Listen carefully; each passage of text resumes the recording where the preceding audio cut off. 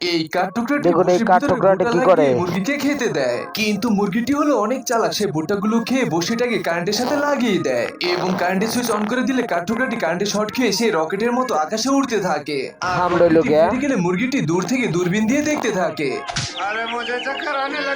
একদিন একটি ডিম গড়াতে গড়াতে মুরগির ঘরের ভিতরে চলে যায়। এরপরে কাঠঠোকরাটি এসে সেই মুরগির ডিমটাকে মুরগিকে দেখিয়ে সেখান থেকে নিয়ে যেতে থাকে, যার কারণে মুরগিটি তার সবগুলো ডিমকে গুনতে থাকে, কারণ সে ভাবতে থাকে কাঠঠোকরাটি হয়তো তার ডিমটাকে নিয়ে গিয়েছে।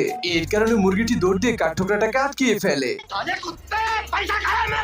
কাঠঠোকরাটি কামড় হয়েছে অনেকভাবে কি? মুরগিটাকে বোঝানোর চেষ্টা করে এই ডিম তোমার না, কিন্তু মুরগি তার কোনো কথাই বুঝতে চায় না, যার কারণে কাঠঠোকরাটি অনেক জোরে দৌড় দিয়ে পালানোর চেষ্টা করে।